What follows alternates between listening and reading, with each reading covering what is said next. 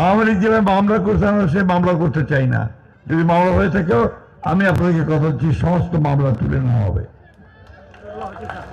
যত মামলা আছে আওয়ামী লীগের বিরুদ্ধে আমরা সমস্ত মামলাগুলো তুলে নেব।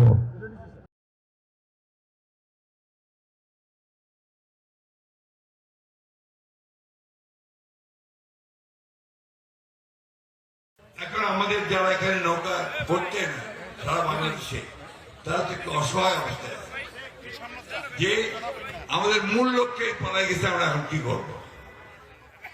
তো সেই জায়গায় আমি আপনাদেরকে এটুকু আশ্বাস দিতে পারি যে আপনাকে হতাশ হবেন না, ধানের শীষ আপনাদের পাশে আছে, আমরা আপনাদের পাশে আছি।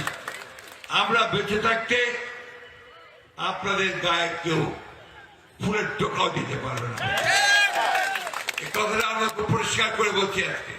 সে নন্না মুন্না ফ্যাসিস্ট ডিক্টেটরের পা ধরে সালাম করতে চায়, আবার সে না গণতন্ত্রও চায়। হ্যাঁ, ওরে মা।